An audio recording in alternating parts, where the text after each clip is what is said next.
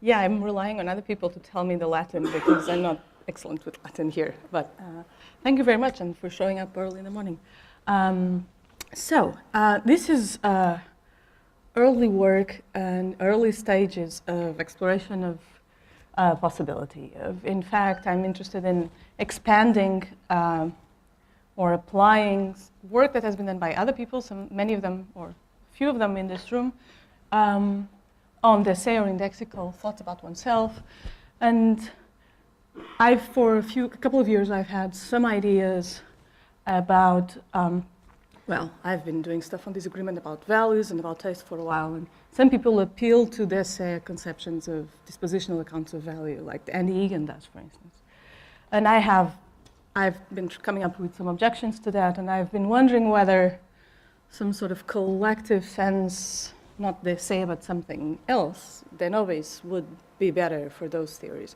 But it turns out that in other areas of discourse, people have been appealing to joint stuff, joint intentions and shared intentions and etc. So maybe it's worthwhile thinking a little bit more about the plural case and trying to see how much of the essay debates that have been going on for last decades can be transferred over to the de novis case. So this is very exploratory and very early on, but this is how we're going. So there we go. So as I was saying, this talk is exploratory. I am aiming at exploring the parallelism between first-person singular de se attitudes and first-person plural de novis attitudes, right? So as I think you can easily come up with, it doesn't take much to come up with examples or cases that involve first-person plural thoughts that are analogous to John Perry's original Messy Shopper case. And so my interest in the topic, as I've sort of hinted at why I'm interested in this, but is to explore the connection between very different debates that are going on in different areas. So one of them is the role of de se properties in theories of evaluative thought and discourse. For instance, Andy Egan's recent criticism of Lewis and proposal of a de se dispositional account of values. I've been criticizing him for a couple of years now. Another stuff that's been going on in a very apparently distant debate to these issues has to do with the role of collective attitudes in normative and evaluative thoughts. And for instance, people working in philosophy of law, some people hold that where there's law, there's the practice of norm-applying officials, the judiciary. And some people have tried to apply accounts of collective intentionality to the activity of these norm-applying officials. So, drawing the parallel. So as you all know, John Perry famously argued that indexical belief's unique cognitive role poses a problem for some standard accounts of belief and its contents. And now, this has been very fashionable, and recently, more or less recently, both Francois and Manolo have been sort of elucidating in various ways the way we can think of oneself, and they've summarized and draw attention to the different ways that you can think about yourself, and there are many rich recent discussions on this, I thought. So on the other hand of the stories that are different, let's say, several authors have developed diverse accounts of collective intentionality by positing we intentions or participatory intentions, whatever those things may be. So you have people from Margaret Gilbert or John Searle to Kutz, Elisabeth Bacherid, Michael Bratman, etc. People have sort of said that people have certain intentions that are somehow irreducibly plural, like they have the content that we do certain things. However, these debates, I think they're sort of all over the place, and it's unclear what kind of contents they're assigning to people's intentions and desires, etc. It's unclear what kind of mental states they're assigning, etc. But other people have argued that understanding team reasoning, for instance, is necessary for an account of the rationality of selecting cooperative options in strategic scenarios. For instance, Bachner, Natalie Gold, and Sugden, for instance, also have argued for this. Now, this is complicated by many things. It's complicated by the fact that there are competing accounts of de se thought.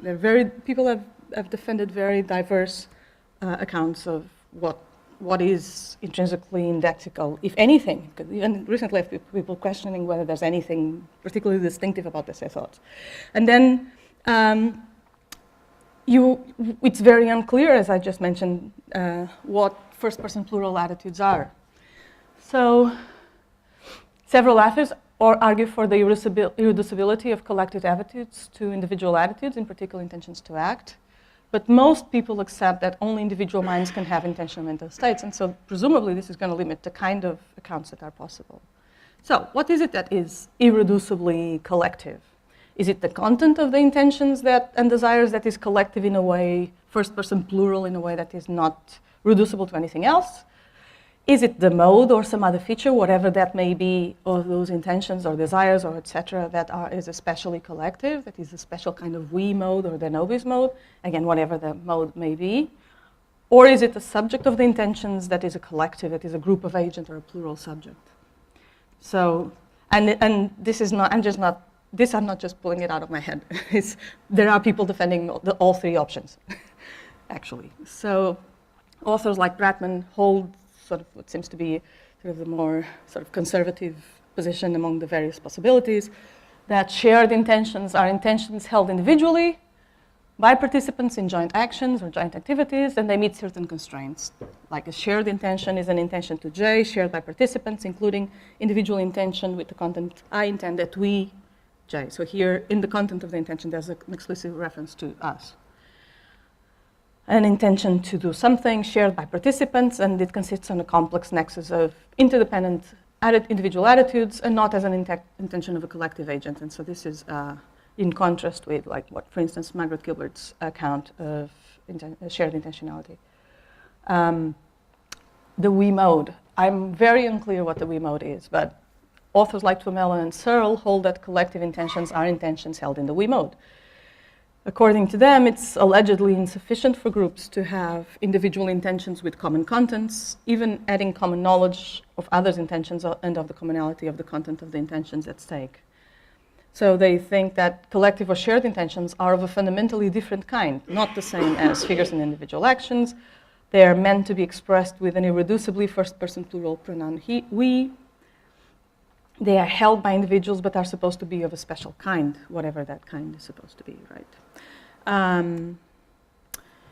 Now, interestingly, many people working in social cognition, both cognitive scientists and people in psychology and people and neurologists, they're making use of this idea of a we mode, and I'm not sure whether the way that it's been being used in the cognitive sciences, let's say, is sort of assumes that the modes are exactly the same that philosophers tend to assume that modes are, but at least they're supposed to be whatever special mechanisms of social cognition account for the fact that we are able to cooperate with each other, to do things together, etc., to imitate others, etc.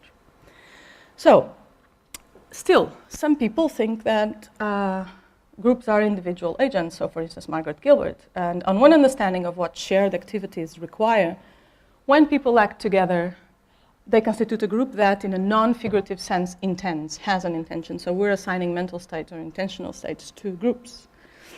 And this would entail that groups can be genuine agents and subjects of intentional attitudes. Now, all alternatives, the first-person plural content, a we mode, or collective agents or group agents, they all face objections, and this is a very large debates that have been going on for quite a while now. And it's not my aim to discuss all the complications and all the objections or alternatives intrinsic to this debate right now, at least. But instead, I would like to draw the parallel between the cases of the Dessay and the cases of the de nobis attitudes. And perhaps here we might have some extra tool with which to sort of pick sides in several of these debates. And also to introduce some, I think, needed clarification on what's going on in the collective intentionality debates, right? So if anything, it may give us or should give us independent reasons for or against one of the main alternatives. So,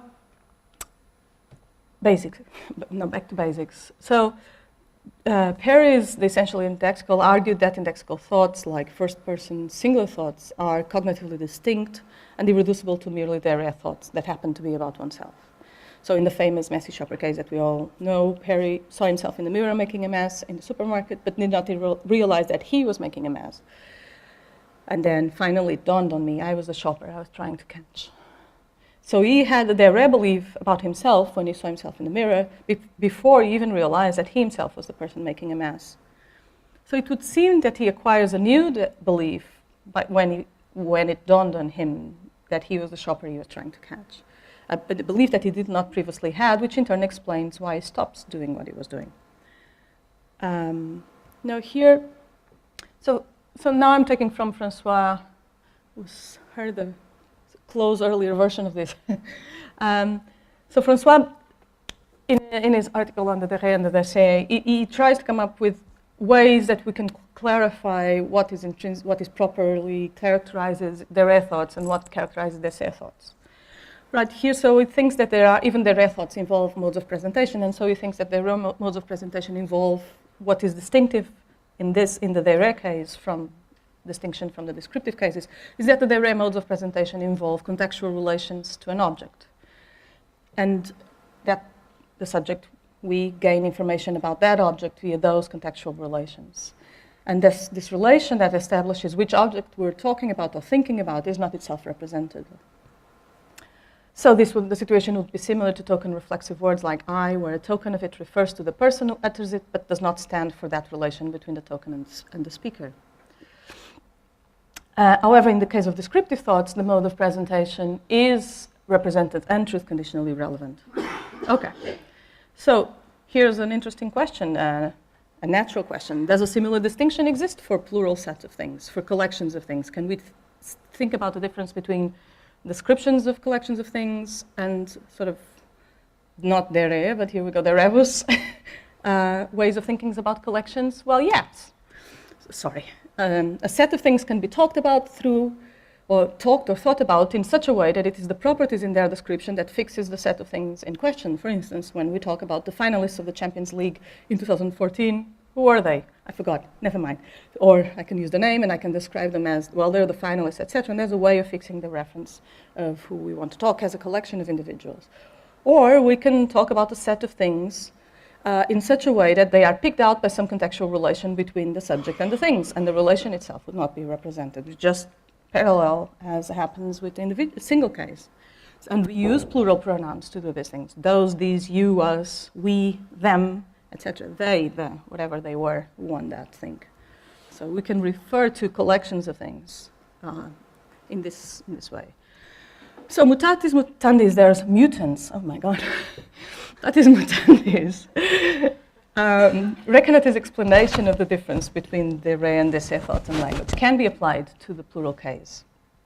The Deré modes, the rebus, the plural case, modes of presentation would involve likewise, if these things exist, contextual relations to several objects. And the subject would gain information about the objects via those relations. Relation itself that establishes which objects are referred to is not represented, and again, the situation would be similar to token reflexive words like we. A token of it refers to the group that includes the speaker who utters it, but does not stand for that relation between the token and the speaker. There are perhaps complications, and it's unclear how far these complications go, in the plural case that don't exist in the individual case. So in the individual cases, we usually take it to be sort of straightforward that I refers to me, and I'm a continuous existing single entity through time, with sort of, and it's determined who I am. Perhaps things are not, in fact, that simple as we sometimes assume they are. But in the group case, it's indeterminate how large any given group is, unless we're just talking about a couple. The actual extension of the reference of we, individuals who may belong to a group may also belong to several groups at the same time, and the actual dimension of each of them may also be indeterminate. Members of the group may not know who else is in the group, so there's a lot of problems of individuation of collectives, etc. So it's unclear whether properties, and it's unclear whether the properties of the members may be unclear, or it's arguably unclear, whether properties of the members of a group don't play any role in individuating who the group is. So that's one slight issue that we might have to deal with. Now, Francois adopts and develops a notion of a mental file that had been put forward also by Perry, among other people. And here's how, on his view, the thing goes. A singular mental file would allow for continued beliefs about a single object. It stands in a certain relation to the referent or to the object in question, and the file contains information, the properties that the subject takes the referent to have. Those properties are the content of the file, but what fixes the reference is the relation of the file with the object and not the content, the properties in the file itself, because those properties may be false of the object.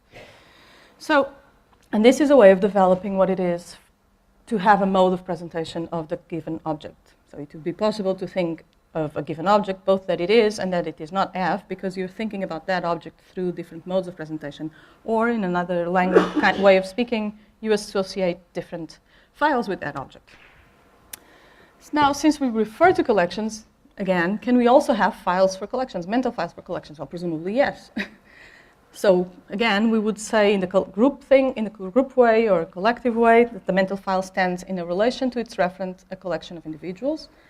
It contains information about about that collection. The properties that it represents about those individuals are the contents of the file, and what fixes the reference is the relation with the collection and not the content in the file.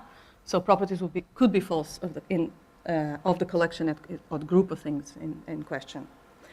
And the mental file would be a mode of presentation of the collection, and it would be possible to think of a given group, both that it is and that it is not, that doesn't have a certain property. So here's an example. So suppose I go swimming, and there's a group of girls that always swim in the swimming pool doing synchronized swimming. So I have all this group of girls who are synchronized swimmers in my local pool. That's one way of thinking about those girls. I have seen them every week. I see them practicing, etc. And I think things about them, like they spend a lot of hours practicing in the pool. Now, this file was formed via my contact with the group of girls in the pool and dressing rooms, etc. It may include false information about them. For instance, that they attend school and that they don't do other sports outside school. So, for instance, they don't also have ballet lessons, or I don't know, something else. I may also think about the group of girls without being able to identify each of them or even name them. So the fact that I cannot identify each of a member of a group doesn't seem to be a problem. And it's possible to think of the group of girls in the pool, both that they are training to win gold in the next Olympics and that they're not doing so. Because I think of them through those girls at my pool, and I can also think of them under some description like the Spanish synchronized swimming team, okay, which I don't think they are, or I didn't know that they were. So presumably we have similar Fregean problems with collective things as we have with individual things, or we can do. Now, François Recanditi also draws from John Perry the idea of a self file, a file where one stores information about oneself, and so we're getting closer to what we're interested in, that is acquired in specific ways might be acquired through kinesthesia and proprioception, and he calls this the ego file. Now, ego is distinguished from other de-re files about oneself, like those that are acquired by demonstrative modes of presentation. So, for instance, when I see myself in the mirror, suppose there's a mirror, or one might see oneself in the mirror and say, well, his pants are on fire, not realizing that one is seeing oneself. Or I can feel it and think my pants are on fire. But likewise, we could have plural cases of ourselves where the same difference can come up. So consider not a synchronized diving, but a synchronized swimming, when people jump at the same time, and the synchronicity is part of the things that are classified. So consider a synchronized diving team watching a TV screen with the scores that the judges gave them just after they come out of the water. They think that what's on the screen, it's the previous team, not they. So they think that given the grades or the score that team gets, that they're going to win gold. Okay. And they don't realize that it's already a repetition of their own dive. So they say, oh no, they won. But then they realize, they notice the flag, that it's their own country, so it's them, and they realize, oh no, we won. So let's call nós for the first person plural file, right? So we could have a file about us that would be a file parallel to the ego file in the individual case. And this should be, again, distinguished from other de rebus files about ourselves. So we can ask what nós could be.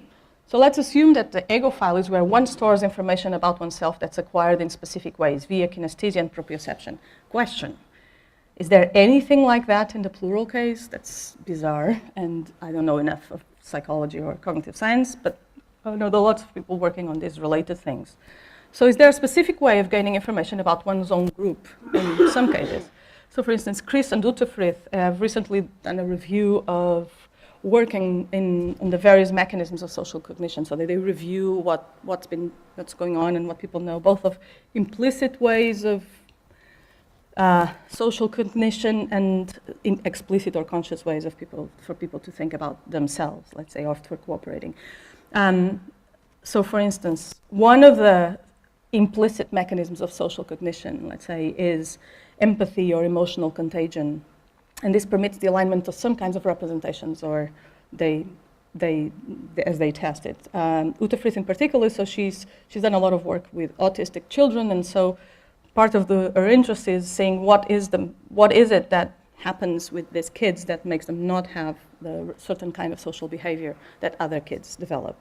And one of the hypotheses has to do with this sort of difficulty in having empathy or be emotionally contagious by others, let's say. And this is something that is implicit. So if you see people having a laughing fit, it's very likely that we start laughing, and it's not that you think about, oh, that's funny. You might not even have seen anything funny. In kindergartens, if some little kid starts to cry, it's possible that 10 minutes later they're all crying because it's contagious. So this phenomena happens. Other things that I test that are also implicit and unconscious have to do with forward modeling, and so they have to do with how we predict how other people are going to behave. So when you're cycling a bicycle or you're walking on the street, etc.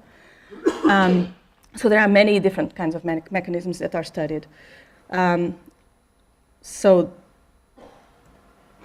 far, I'll go back to some reservations I might have about the kind of studies that are being done and what these supposed mechanisms they're being put to. But at least there are some kind of research being done on this. So far we've been able to follow the various distinctions between kinds of singular objectual thoughts and to motivate parallel distinctions in a plural case. So we know there are descriptive thoughts about groups, and there are, let's say, the rebus thoughts about groups. You can also distinguish, like in the first-person plural case, you can also distinguish the rea and the de nobis way of recognizing or thinking about ourselves, and it's unclear how much further we can take these distinctions. So far, we've done some distinctions. So for instance, many people distinguish between genuine and accidental d'essai thoughts, and we could ask whether this could also be reproduced in the de nobis case. So an accidental d'essai thought would be the rare thought that could have failed to be about oneself. So we've seen I may see myself in the mirror and see, suppose I have a skirt, and I think the woman in the mirror has a bruise on her leg, and I don't recognize that it's me. I don't remember how I did it. I don't know that I have a bruise on my leg, so I don't think that's me. Or instead, I can mistakenly take someone in the mirror for myself and think, oh, that woman has a bruise on my leg, although I'm not actually looking at myself. And so you might have come to have accidentally beliefs about yourself that you acquired through some indirect way, let's say. Now, many authors have argued that there are thoughts that could not have failed to be about oneself, and that these thoughts are immune to error through misidentification. So in particular, those thoughts that involve the self-ascription of mental properties through proprioception or introspection, like having some pain in my back, that I have access to that through introspection. Or you might have self-ascribed bodily properties through proprioception or kinesthesia, like my back is not aligned. I'm like, okay, I'm not straight, I need to go back to the physiotherapist. And both examples are explicitly about oneself, but interestingly, they're about ourselves in a way that they could not have presumably failed to have been about me, although I might have been mistaken about about not being aligned, for instance. Now, perhaps you can also come up with a way of distinguishing between accidental and genuine de nobis thoughts in the plural case. So the example of the synchronized diving team illustrates how a de nobis thought can be accidental in the presented sense, which is following Francois' suggestion of how you should distinguish this. The interesting question here is whether there are genuine de nobis thoughts and mental states, thoughts that could not have failed to be about us. So let's talk about us here, present.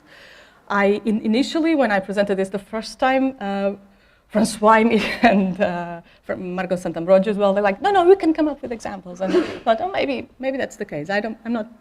So maybe that's so. Maybe there are the ways that we can have genuine, at least immune to error through misidentification, de novis thoughts.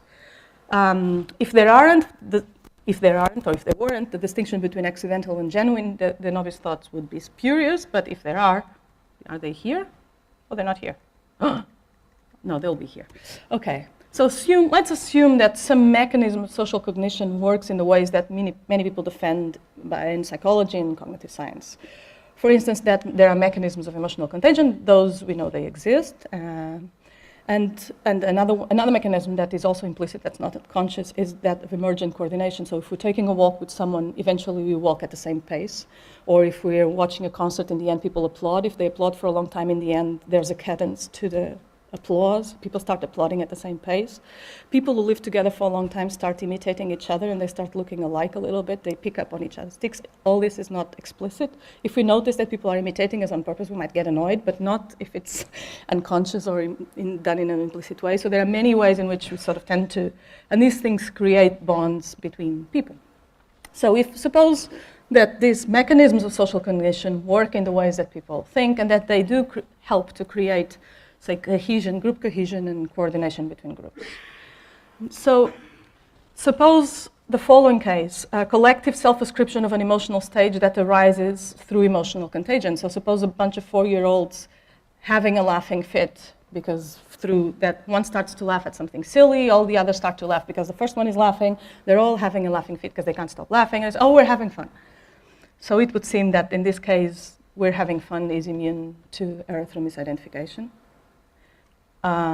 Again, if a case that arises through emergent coordination, suppose we're at a concert, we start applauding, we're applauding for a long time, after a while we start applauding at a given pace, and we're saying, well, we're synchronized now, and apparently that's also immune to error through misidentification. Right. And both examples arise through implicit mechanisms of social cognition. I'm not sure how further to take this, so I'm not going to discuss these cases much further. I'm just going to point out that although, so in the Dessay case, in individual case, introspection, kinesthesia, etc., are ways through which we access information about ourselves, right? There are privileged ways of accessing this information, and I'm not sure whether the kinds of psychological mechanisms in the plural that allow for coordination and cooperation and for group activities, etc., to arise. I'm not sure whether these are mechanisms through which we access information. They seem rather to be mechanisms through which cooperation or the activities themselves can occur. So doesn't seem to be a particular way of accessing information. So that's a difference, and I'm not sure of the significance of that difference. And I think it's a difference that exists. I mean, the way we are aware that we're all laughing, it's because we notice that we're all laughing, and the way that we are aware that we're all applauding is because we hear that we're now synchronized. But I'm not sure what the parallel way of privileging access to information should be here. Right. So we stopped for a while because right now we weren't sure how further to take the parallel discussion, and perhaps we don't need to take drawing parallels much further than this, at least for now. So let's take stock. So authors working on shared action and collective intentionality. How am I with time? Oh, the fine. Okay, thanks.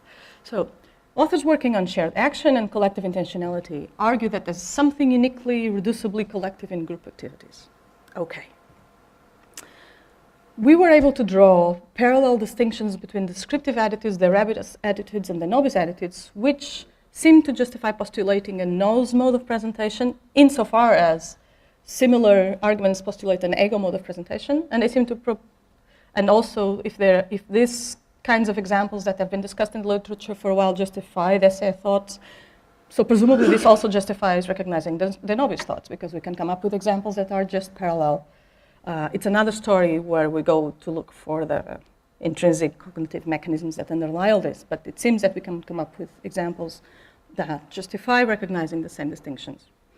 So we now pass to how could this, suggestions of how this could be applied to other discussions.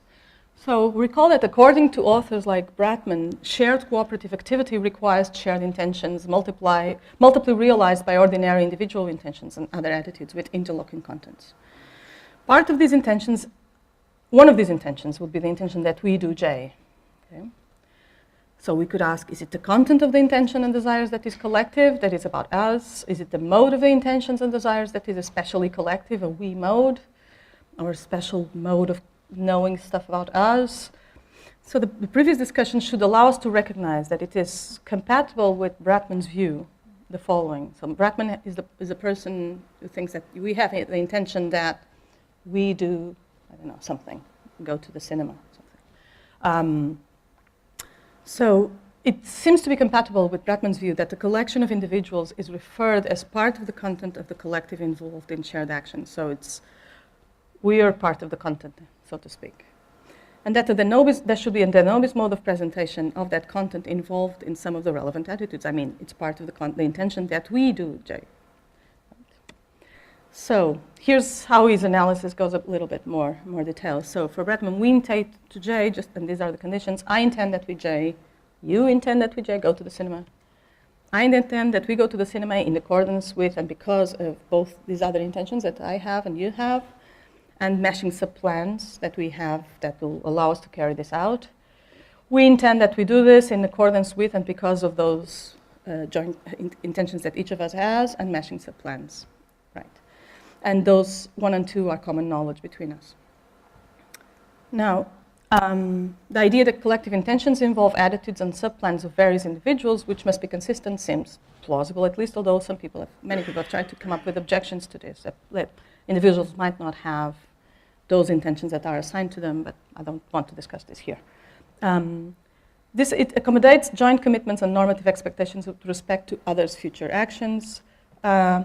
And it seems that it will be compatible with this account that we just, whatever makes a reference to us and involves a certain mode of presentation has to be represented in the content of the intention. So that would be the proper account of intentionality, of the content of the intentions that would fit with Bratman's account. And this would be, hold on. I thought I had added something here that I don't see. So this would be, although I didn't say that in the beginning. So in the beginning, I said that there were different ways that people have come up with accounts of Dessay thought, and I didn't mention them. But for instance, someone like Stonecker's account of what is proper of Dessay thoughts as diagonal propositions would fit nicely with Bratman's account. I mean, insofar as that could work, that could be a way of explaining. You could have the content of these intentions or beliefs or etc., desires that people have involved in joint action. You could have the content of that be represented as a diagonal proposition, insofar as that works. But other authors like Tumelo or Searle, they resist Bratman's account, and they defend that there are special kinds of collective attitudes, in particular we intentions, that it's part of some property that the states themselves have that is characteristically collective, let's say. So likewise, psychologists and cognitive scientists that I've mentioned, like Chris and Utterfrith, but other people, that some of them we've met, some of us have met recently, like Günter Noblisch and other people. They also work on these mechanisms of social cognition, and they have identified many neural mechanisms that underlie social cognition. Okay, these would ground some collective mode of cognition. Now, I'm not sure whether we're all talking about the same thing when we talk about the mode, but the nobis mode of presentation, as we've motivated it here, could be grounded on the various cognitive mechanisms reviewed by Frith and Frith. But often in the literature, it seems to be assumed that there being a nos mode of presentation precludes contents from being plural. So, yeah, I think this is not the last version, I suppose, but it's okay. What was I going to say here? Yeah, so it's curious because, so if you read, there's an article by Frith and Galotti and Frith, where they say what a mode is. And for all they say, a mode doesn't seem to be exactly sort of a feature of the mental states as philosophers seem to want it to be.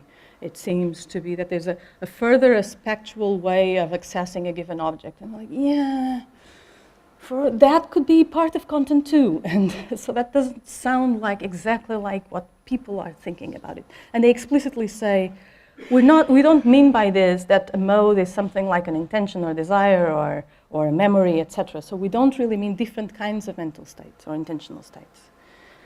So I'm sort of wondering whether we're talking about the same thing when we're talking about modes here. And subjects, but other people, Margaret Gilbert, Christian List, and Philip Petty, they've gone sort of full in defense of no. What's collective is the group itself that constitutes a subject or an agent. And like, okay, that's not metaphorical. Okay, but this is going. So let's assume that that's not just metaphorical, which I think it is. So let's assume that, and this is speculative. So suppose that there were group agents or plural subjects. So we could build up a different sort of case. We could have just normal contents and normal mental states assigned to those agents. And you could argue that the we mode and associated mechanisms of cognition, they just serve to create such collective agents. And it could then be claimed that the novice attitudes are a kind of dese attitudes, those that that are held by plural agents. And for instance, they could be Lewisian properties for all we know. They're self-ascribed by plural agents themselves. And in that sense, the plural subject would need not be part of the content. But this is speculative. And I'm not particularly inclined towards plural subjects, because I think when we say that the United Nations declared something or other, launched a new campaign, he for she, I think that when we talk of the United Nations as an agent, it's partly metaphorical. We're talking as if it's an individual who did something, whereas what's going on, it's much more complicated. Anyway, the ascription of mental attitudes to groups can well be metaphorical, is what I think. And in any case, whatever those attitudes are, they must be based on individual modes of cognition and social norms that make it the case that someone can declare something on behalf of the United Nations.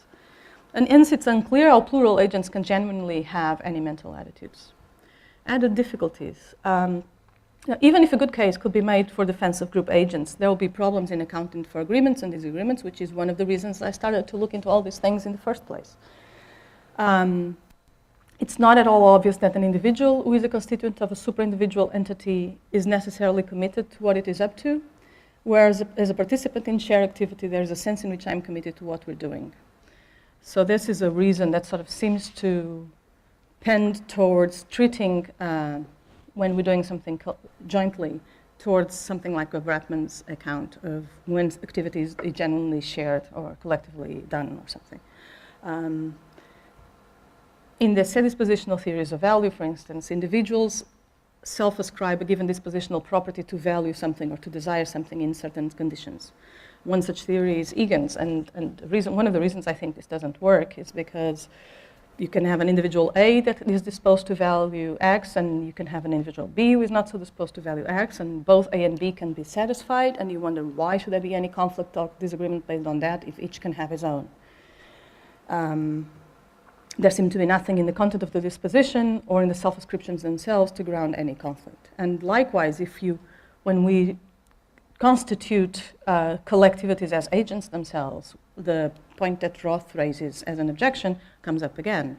So if you have an agent A who's a member of a member of a group B, and B is an agent in itself, or supra-individual agent, prima facie nothing forces B to value the same things that A, the group, values. Now, Francois, however, offers. So I really don't believe in group agents. Well, I don't think they would be very helpful for several reasons. Now, but Francois has offered an alternative to standard Lewisian egocentric self-ascribable properties by admitting a plurality of modes. And among the extra possible modes that Francois admits include memory, perception, etc. So here's a reason to suspect that we're not talking exactly of the same thing as Frith is when we're talking about modes. Features that are typically taken to be elements of contents can, Francois believes, be settled by the mode itself. And contents would include a minimum that's just a minimum that's represented explicitly by the subject. Right. So, but if there were a we mode, a special way of holding some beliefs that would make them about us, as Francois seems to understand modes, then those would be at the same time individual modes of cognition, and they would not include a representation of the group in the content. And it would allow for various individuals, for instance, to ascribe different properties to the same group, which would accommodate conflict between the two individuals, or so it would seem at first time. But we have some further doubts. I have some concerns about the idea of removing elements of the content of attitudes, beliefs, of intentions, of desires, and to leave the determination of those elements not in the contents, but in the modes. My worries concern the feasibility of communicating successfully with such contents. How do other people know what I'm talking about? Reporting what other people say, believe, desire, etc. through indirect speech. What is the inferential role of these simple contents? What's the modal behavior of those contents? And in general, how do they embed in other contexts? Further doubts concern the apparent explanatory gap between modes of cognition that are necessary for cooperation and communication and the existence of specific we modes. So I think there's a big leap between how people talk of the we mode that seems to sort of be loose, at least in cognitive science, there seems to sort of be a very loose way of referring to all these cognitive mechanisms that allow us to do stuff with other people and to understand others, etc. And moving from there to a we mode, a specific mode of cognition that does things like fix the reference of what the relevant group of agents that I belong to in a given context, right? So in summary, I have some worries about the usefulness of the modes for the making of shared commitments and agreements about personal subplans to carry out a joint activity. And so this is going to be fairly how we're going to stay, and thank you. You can read. I'll read it out loud. Brian says, look, you've got it all wrong. You don't need to follow me. You don't need to follow anybody. You've got to think for yourselves. You're all individuals. And the crowd replies, yes, we're all individuals. So we're all individuals. Let's hope so. So thank you, yeah.